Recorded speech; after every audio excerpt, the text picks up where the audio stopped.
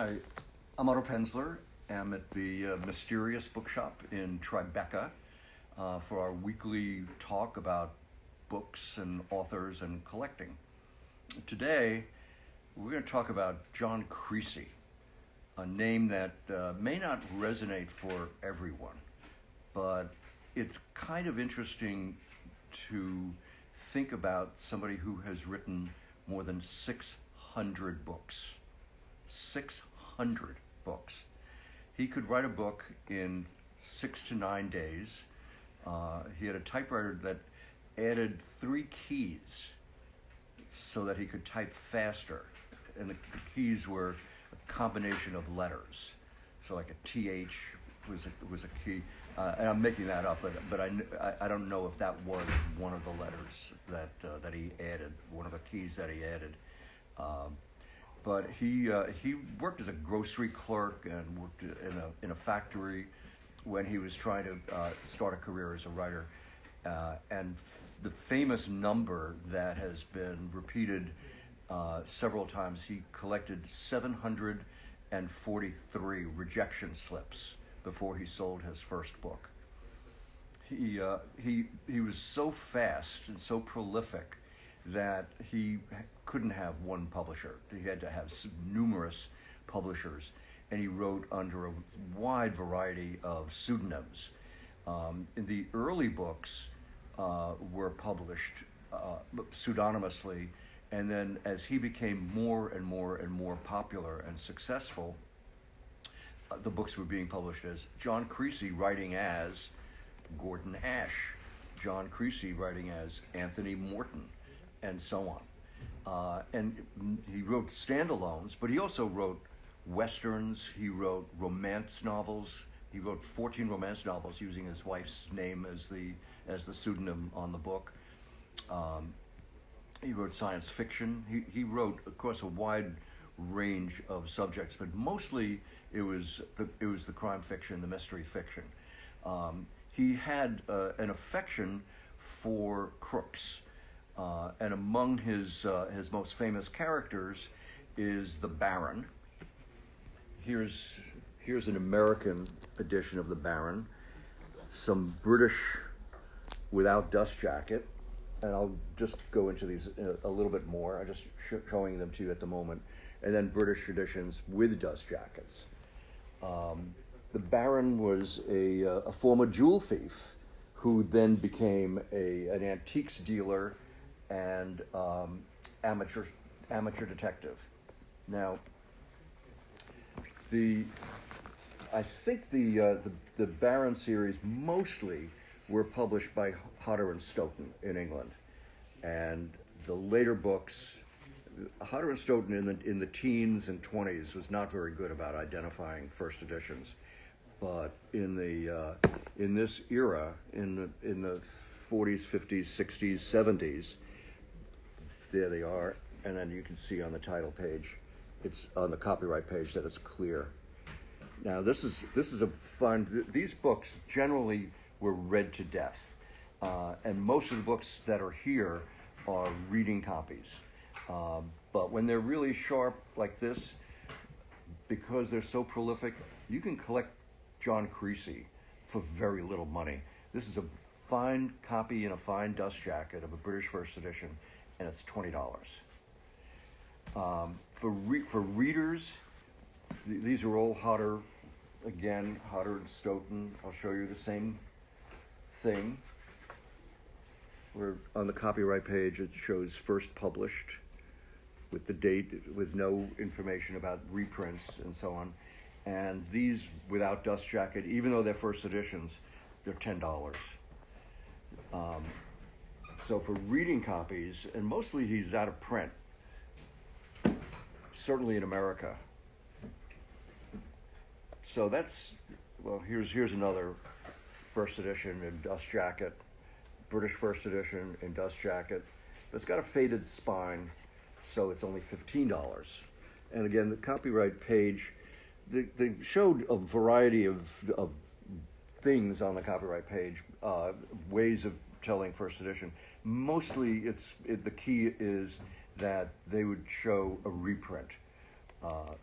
which is how you tell a first edition. He was published in America very well. This is by Walker. Most of his books in America were published by Scribner. His other character, another character, is the Toff. The Toff is like the Saint, exactly the same. He appeared in a couple of movies, and he was a thief, but a gentleman thief. He never hurt anybody, and he wound up most of the time, much like The Saint by Leslie Charteris. Mostly he was a crook, but he also stole from people who deserved to be stolen from, and he also worked as a detective to some degree. This is the American first edition from Walker. It's in a dust jacket, and it's $10. As you can see, only the very early books by him are very expensive. Here's a different publisher in England, John Long. And this one's a little bit earlier. It's kind of a crummy copy. And the copyright page shows no reprint. So it's a first edition, but in this condition, it wouldn't really be suitable for collectors. It's also $10.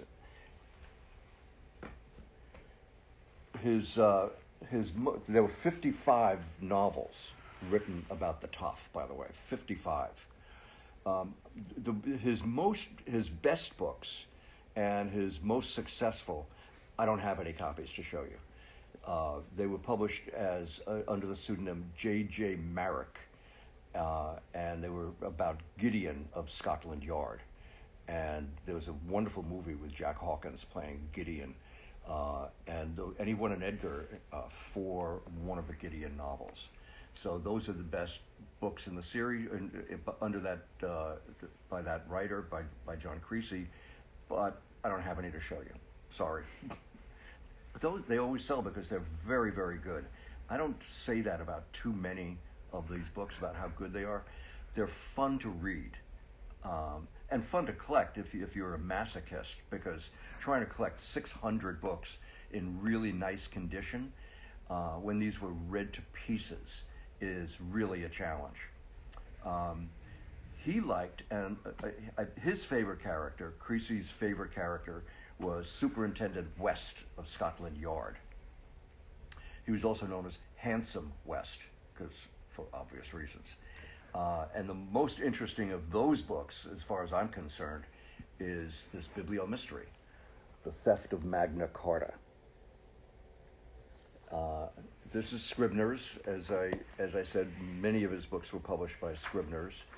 And if you remember from other shows, Scribner's, well, not anymore. By 1973, they no longer required the A on the copyright page. But like so many books over the last 50 years or so, you can see the number sequence goes down to number 1. And this is the most expensive John Creasey book in the store. It's $25. Here are more Inspector West, also Scribner, and again, this is just a little earlier than the 1973 that I just showed you that they had the number sequence.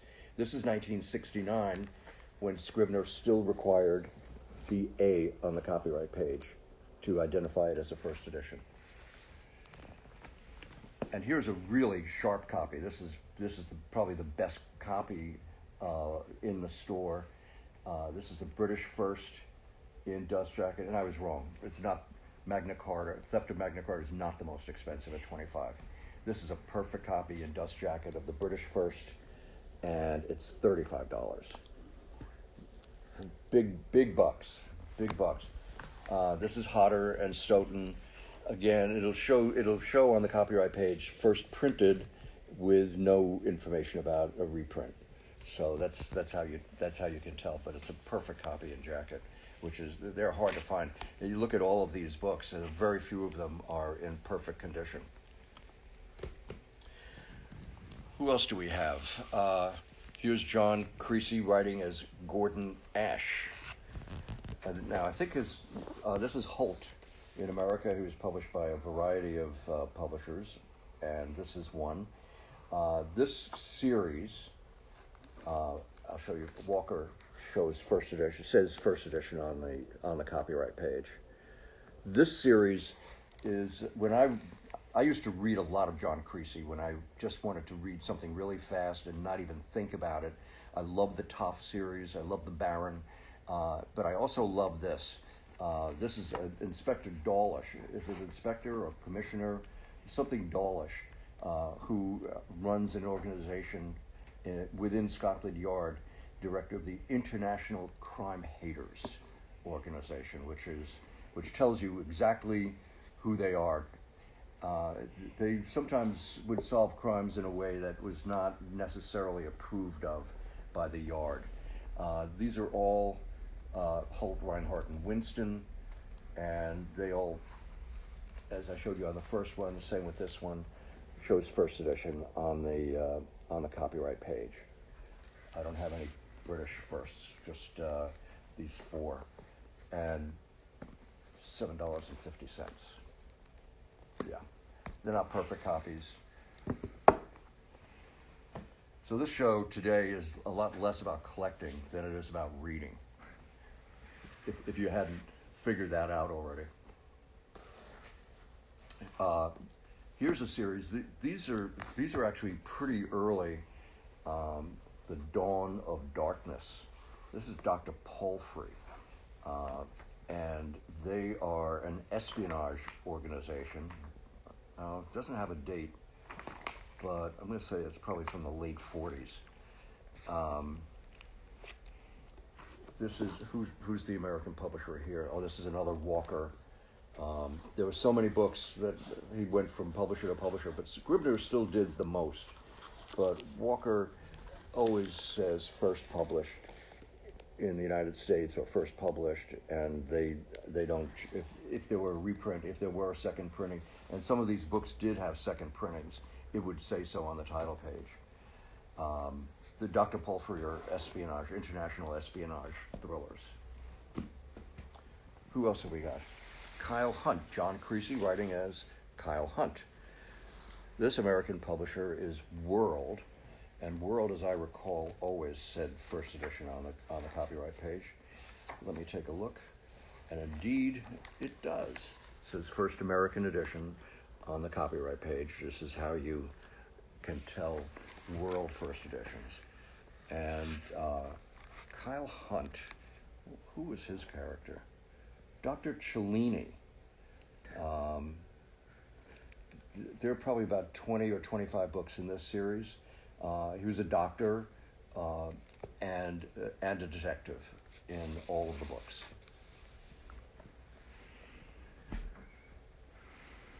These are standalones. He did a lot of, in addition to all the series, he wrote standalones. This one is published by McKay Washburn. It's a company that no longer exists. It went out of business a long time ago. But they're helpful. On the copyright page, it shows first American edition. And this is first edition in a dust jacket, first American edition in a dust jacket, $7.50. And this is published by Walker, The Flood. It's just a thriller. And on the copyright page, again, no information indicating a second printing, and so you can tell that it's a first edition. And big bucks on this one, $8.50. I'm not sure why this is $7.50 and this is $8.50. Probably just what I paid for it. And here's something unexpected. It's not a crime novel. It's kind of a philosophical book. I have no idea who would want to read this. But here it is. You know, it says on the dust jacket, at this point, author of over 500 best-selling mystery books. And his career was not over at this point. This is 67, and I've already showed you several books that were later than that. And again, Walker again would show a reprint if there was a reprint. And for this philosophical work, $7.50. And finally, what are these? Who are in this book? You know, there are so many. I lose track of some of these. Superintendent Folly. God, I don't even remember who that is. You know, the writing is Jeremy York. I probably read 50 John Creaseys in my life, but they were mostly the Toff, the Baron, a few Handsome Wests, and then occasional one book here, one book there. And I just have no memory of this character. I may never have read one. He's came to Superintendent Folly. So yeah, he wrote a lot of police books. I mean, the best, as I said, was Baron. J.J. Marrick, Inspector Gideon. This is David McKay Company and Ives Washburn, which became Ives Washburn. McKay Washburn. And the title page, the copyright page is helpful, and it shows what this is. It's a first American edition, and in a dust jacket, $7.50. So I'm sorry I don't have any J.J. Marricks to show you, because those really are great books, and these are fun to read. That's it. That's John Creasey. Thanks for watching.